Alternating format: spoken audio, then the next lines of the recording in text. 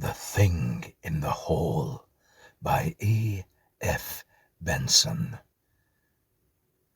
The following pages are the account given me by Dr. Asherton of the Thing in the Hall. I took notes as copious as my quickness of hand allowed me from his dictation, and subsequently read to him this narrative in its transcribed and connected form. This was on the day before his death, which indeed probably occurred within an hour after I had left him, and, as readers of inquests and such atrocious literature may remember, I had to give evidence before the coroner's jury. Only a week before, Dr. Asherton had to give similar evidence, but as a medical expert, with regard to the death of his friend, Louis Fielder, which occurred in a manner identical with his own. As a specialist, he said he believed that his friend had committed suicide whilst of unsound mind, and the verdict was brought in accordingly. But in the inquest held over Dr. Asherton's body, though the verdict eventually returned was the same, there was more room for doubt. For I was bound to state that only shortly before his death I read what follows to him, that he corrected me with extreme precision on a few points of detail, that he seemed perfectly himself, and that, at the end, he used these words: "I am quite certain, as a brain specialist, that I am completely sane, and these things happened not merely in my imagination, but in the external world. If I had to give evidence again about poor Louis, I should be compelled to take a different line. Please put that down at the end of your account, or at the beginning if it arranges itself better so." The rest of the story, I think, explains itself, or does not quite do so. This, anyhow, is what I read to Dr. Asherton, being the connected narrative of what he had himself told me. It is, of course, he who speaks. After I returned from Paris, where I had studied under Charcot, I set up practice at home. The general doctrine of hypnotism, suggestion, and cure by such means had been accepted even in London by this time, and owing to a few papers I had written on the subject, together with my foreign diplomas, I found that I was a busy man almost as soon as I had arrived in town. Louis Fielder had his ideas about how I should make my debut, for he had ideas on every subject, and all of them original, and he entreated me to come and live not in the stronghold of the doctors, Chloroform Square, as he called it, but down in Chelsea, where there was a house vacant next to his own. "Who cares where a doctor lives," he said, "as long as he cures people? Besides, you don't believe in old methods. Why believe in old localities? Oh, there is an atmosphere of painless death in Chloroform Square. Come and make people live instead. And on most evenings I shall have so much to tell you, I can't drop in across half London. Now, if you have been abroad for 5 years, it is a great deal to know that you have any intimate friend at all still left in the metropolis, and, as Louis said, to have that intimate friend next door is an excellent reason for going next door. Above all, I remembered from Cambridge days what Louis dropping in meant. Towards bedtime, when work was over, there would come a rapid step on the landing, and for an hour or two he would gush with ideas. He simply diffused life, which is ideas, wherever he went. He fed one's brain, which is the one thing which matters. Most people who are ill because their brain is starving, and the body rebels and gets lumbago or cancer. That is the chief doctrine of my work, such as it has been.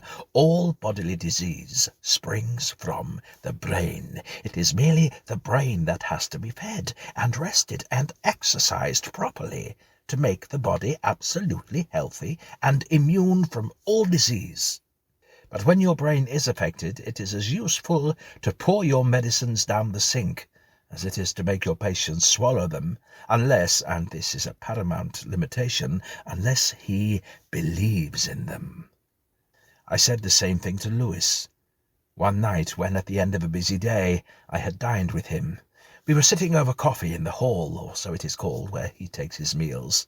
Outside his house is just like mine, and 10,000 other small houses in London, but on entering, instead of finding a narrow passage with a door on one side leading into the dining room, which again communicates with a small back room called the study, he has had the sense to eliminate all unnecessary walls, and consequently the whole ground floor of his house is one room, with stairs leading up to the first floor. Study, dining room, and passage have all been knocked into one. You enter a big room from the front door. The only drawback is that the postman makes loud noises close to you as you dine, and just as I made out these commonplace observations to him about the effect of the brain on the body and the senses, there came a loud rap somewhere close to me that was startling. "You must muffle your knocker," I said, "at least during the time of meals." Lewis leaned back and laughed. "There isn't a knocker," he said. "You were startled a week ago by the same thing, so I took the knocker off. The letters slide in now, but you heard a knock, didn't you?" "Well, didn't you?" said I. "Why, certainly, but that was not the postman. It was the thing. I don't know what it is. That is what makes it so interesting." Now, if there is one thing that the hypnotist, the believer in unexplained influences, detests and despises, it is the whole root notion of spiritualism. The very idea that spirits should rap at furniture and divert the course of events is as absurd as administering phosphorus to strengthen the brain. Well, that was what I thought then. However, I felt sure it was the postman, and instantly rose, and I went to the door. There were no letters in the box, and I opened the door. The postman was just ascending the steps. He gave the letters into my hand. Lewis was sipping coffee when I came back to the table. "Have you ever tried table turning?" he asked. "It's rather odd." "No, and I have not tried violet leaves as a cure for cancer," I said. "Oh, try everything," he said. "I know that is your plan, just as it is mine. All these years you've been away, you have tried all sorts of things, first with no faith, then with just a little faith, and finally with mountain-moving faith. Why, you didn't believe in hypnotism when you went to Paris." He rang the bell as he spoke, and his servant came up and cleared the table. Then he sat down again at the table on which we had dined. It was round and mahogany, heavy, with a central foot divided into claws. "Try its weight," he said. "See if you can push it about." So I held the edge of it in my hands and found that I could just about move it, but that was all. It required the exercise of a good deal of strength to stir it. "Now put your hands on top of it," he said, "and see what you can do." Well, I could not do anything. My fingers merely slipped about on it, but I protested at the idea of spending the evening thus. "I would much sooner play chess or noughts and crosses with you," I said, "or even talk about politics than turn tables. You won't mean to push, nor shall I, but we shall push without meaning to." "Just a minute," he said. "Let us put our fingers only on top of the table, and push for all we are worth from right to left." We pushed, well, at least I pushed, and I observed his fingernails. From pink they grew to white, because of the pressure he exercised, so I must assume that he, too, pushed. Once we tried this, the table creaked, but it did not move. Then there came a quick, peremptory rap, not, I thought, on the front door, but somewhere in the room. "It's the thing," said he. Today, as I speak to you, I suppose it was, but on that evening it seemed only like a challenge. I wanted to demonstrate its absurdity. "For 5 years, on and off, I've been studying rank spiritualism," he said. "I haven't told you before because I wanted to lay before you certain phenomena which I can't explain, but which now seem to me to be at my command. You shall see and hear, and then decide if you will help me." "And in order to let me see better, you are proposing to turn out the lights?" I said. "Yes," he said, "and you will see why." "I am here a skeptic," said I. "Skep away," said he. Next moment the room was in darkness, except for a very faint glow of firelight. The window curtains were thick, and no street light illuminated or penetrated them, and the familiar, cheerful sounds of the pedestrians and wheeled traffic came in muffled. I was at the side of the table towards the door. Louis was opposite me, for I could see his silhouetted figure dimly in the glow of the smouldering fire. "Put your hands on the table," he said, quite lightly, "and, how shall I say it? Expect." Still protesting in spirit, I expected. Now I could hear his breathing rather quickened, and it seemed to me odd that anybody could find excitement in standing in the dark over a large mahogany table, expecting. Then, through my fingertips laid lightly on the table, there began to come a faint vibration, like nothing so much as the vibration through the handle of a kettle when the water is beginning to boil inside. This got gradually more pronounced and violent, till it was like the throbbing of a motor car. It seemed to give off a low, humming note. Then, quite suddenly, the table seemed to slip away under my fingers, and began, very slowly, to revolve. "Keep your hands on it. Move with it," said Louis. For some moments there was silence, and we continued, rather absurdly, to circle round, keeping step, so to speak, with the table. Then Louis spoke again, and his voice was trembling with excitement. "Are you there?" he said. Well, there was no reply, of course, and he asked it again. This time there came a rap, like that which I thought I had heard during dinner to be the postman. But whether it was that the room was dark, or that, despite myself, I felt rather excited too, it seemed to me now to be far louder than before. Also, it seemed to come from neither here nor there, but to be diffused through the room. Then the curious revolving of the table ceased. Then, quite suddenly, a little speck of light moved across it, so that for an instant I saw my own hands. Then came another and another, like the spark of matches struck in the dark, or like fireflies crossing the dusk in southern gardens. Then came another knock of shattering loudness, and the throbbing of the table ceased, and the lights vanished. Such were the phenomena at the first séance at which I was present, but Fielder, it must be remembered, had been studying expecting, as he called it. He called it this for some years. To adopt spiritualistic language, which at that time I was very far from doing, he was the medium, I merely the observer, and all the phenomena I had seen that night were habitually produced or witnessed by him. I make this limitation since he told me that certain of them now appeared to be outside his own control altogether. The knockings would come when his mind, as far as he knew, was entirely occupied in other matters, and sometimes he had even been awakened out of sleep by them. But to the brain specialist all this was intensely interesting, and to the student of hypnotism, as I was, even more so.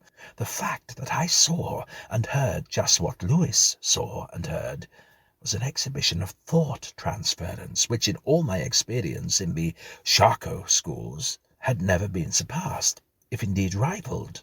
I knew that I myself was extremely sensitive to suggestion, and my part in this evening, I believed, was to be purely that of the receiver of suggestions so vivid that I visualized and heard these phenomena which existed only in the brain of my friend. While we talked over what had occurred upstairs, his view was that the thing was trying to communicate with us. According to him, it was the thing that moved the table and tapped and made us see streaks of light. "Yes, but the thing," I interrupted. "What do you mean? Is it a great-uncle? Oh, I have seen so many relatives appear at séances, and heard of so many of their dreadful platitudes. Or what is it? What is it? A spirit? Whose spirit?" Louis was sitting opposite me, and on the little table before us there was an electric light.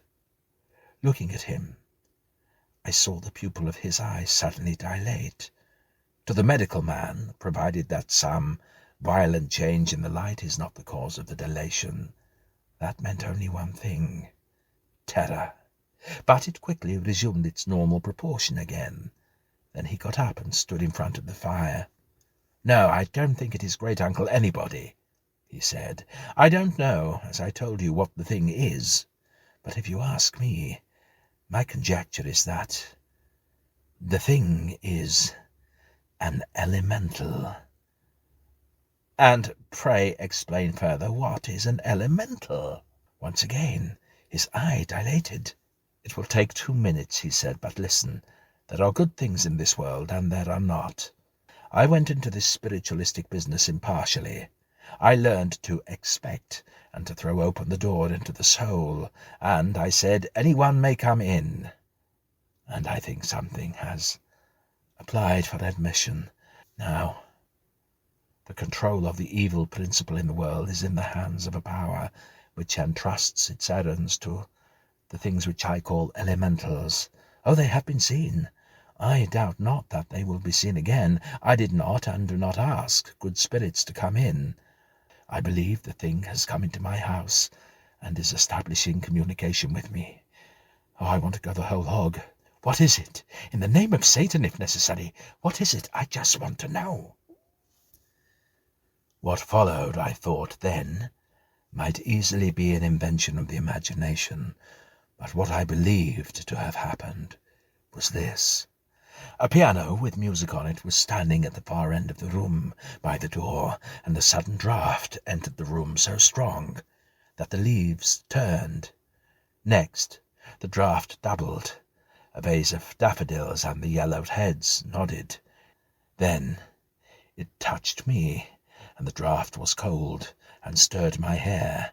Then it eddied, so to speak, and went across to Lewis, and his hair also moved as I could see it. Then it went downwards towards the fire, and the flames suddenly started up in its path, blown upwards. The rug by the fireplace flapped also. "Funny, wasn't it?" he asked. "And has the elemental gone up the chimney?" said I. "Oh, no," said he, "the thing only passed us." Then suddenly he pointed at the wall just behind my chair, and his voice cracked as he spoke. "Look, what's that?" he said. "There, on the wall." Considerably startled, I turned in the direction of his shaking finger. The wall was pale grey in tone, and sharp cut against it was a shadow that, as I looked, moved. It was like the shadow of some enormous slug, legless and fat, some 2 feet high by about 4 feet long. Only at one end of it was a head, shaped like the head of a seal, with an open mouth and a panting tongue. Then, even as I looked, it faded, and from somewhere else close at hand there sounded another of those shattering knocks. For a moment there was silence between us, and the horror was thick as snow in the air. But somehow neither Lewis nor I was frightened for more than 1 moment. The whole thing was so absorbingly interesting. "That is what I mean by it being outside of my control," he said, "and I was ready for any visitor to come in, and by God, we've got a beauty." Now, I was still, even in spite of the appearance of this shadow, quite convinced that I was only taking observations of a most curious case of disordered brain, accompanied by the most vivid and remarkable thought transference. I believed that I had not seen a slug-like shadow at all, but that Lewis had visualized this dreadful creature so intensely that I thought I saw what he saw. I thought also that his spiritualistic trash books, which I thought a truer nomenclature than textbooks, mentioned this as a common form for elementals to take. He, on the other hand, was more firmly convinced than ever that we were dealing with not a subjective but an objective phenomenon. For the next 6 months or so we sat constantly, but made no further progress, nor did the thing or its shadow ever appear again, and I began to feel that we were really wasting time. Then it occurred to me to get in a so-called medium, induce hypnotic sleep, and see if we could learn anything further. This we did, sitting as before round the dining-room table. The room was not quite dark, and I could see sufficiently clearly what happened. The medium, a young man, sat between Lewis and myself, and without the slightest difficulty I put him into a light hypnotic sleep. Instantly there came a series of the most terrific raps, and across the table there slid something more palpable than a shadow, with a faint luminescence about it, as if the surface of it was smouldering. At the same moment the medium's face became a contorted mask of hellish terror. Mouth and eyes were both open, and the eyes were focused on something close to him. The thing was waving its head. It came closer and closer towards him, and reached out towards his throat. Then, with a yell of panic, and warding off this horror with his hands, this medium sprang up. But it had already caught hold, and for the moment he could not get free. Then simultaneously Lewis and I went to his aid, and my hands touched something cold and slimy. But pull as we could not get it away. There was no firm handhold to be taken. It was as if one tried to grasp slimy fur, and the touch of it was horrible, unclean, like a leper. Then, in a sort of despair, though I could still not believe that the horror was real, for it must be a vision of diseased imagination, I remembered that the switch of the 4 electric lights was close to my hand. I turned them all on. There on the floor lay the medium, but there was nothing else there. Only the collar of the medium was crumpled and torn, and on his throat were 2 scratches that bled. The medium was still in hypnotic sleep, and I woke him. He felt at his collar, put his hand to his throat, and found it bleeding, but as I expected, he knew nothing whatever of what had passed. We told him there had been an unusual manifestation, and he had, while in sleep, wrestled with something. We got the result we wished for, and were very much obliged to him. I never saw him again. A week after that, he died of blood poisoning. From that evening dates the second stage of this adventure. The thing had materialized. I use again spiritualistic language which I did not use at the time. The huge slug thing, the elemental, manifested itself no longer by knocks and waltzing tables, nor yet by shadows. It was there in a form that could be seen and felt. But it still, and this was my strong point, was only a thing of twilight. The sudden kindling of the electric light had shown us that there was nothing there. In this struggle, perhaps the medium had clutched his own throat. Perhaps I had grasped Lewis's sleeve, he mine. But though I said these things to myself, I am not sure that I believed them, in the same way that I believe the sun will rise tomorrow. Now, as a student of brain functions and a student in hypnotic affairs, I ought perhaps to have steadily pursued this extraordinary series of phenomena. But I had my practice to attend to, and I found that, with the best will in the world, I could think of nothing else except the occurrence in the hall next door. So I refused to take part in any further séance with Lewis. I had another reason also. For the last 4 or 5 months he was becoming depraved. I have been no prude or Puritan in my life, but in all branches of life and morals Lewis had become infamous. He was turned out of a club for cheating at cards, and he narrated the event to me with gusto. He had become cruel. He tortured his cat to death. He had become bestial. I used to shudder as I passed his house, expecting I knew not what fiendish thing to be looking at me from the window. Then came a night, only a week ago, when I was awakened by an awful cry, swelling and falling and rising again. It came from next door. I ran downstairs in my pyjamas and out into the street. The policeman on the beat had heard it too, and it came from the hall of Lewis's house, the window of which was open. Together we burst the door in. You know what we found. The screaming had ceased but a moment before, but he was dead already. Both jugulars were torn open, severed. It was dawn, early and dusky, when I got back to my house next door. Even as I went in, something seemed to push by me, something soft and slimy.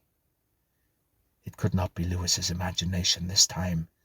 Even then, I have seen glimpses of it every evening. I am awakened at night by tappings, and in the shadows in the corner of my room there sits something more substantial than a shadow.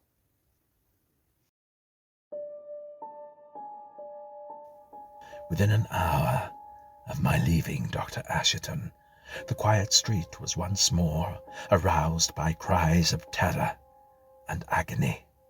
He was already dead, and in no other manner than his friend, when they got into the house.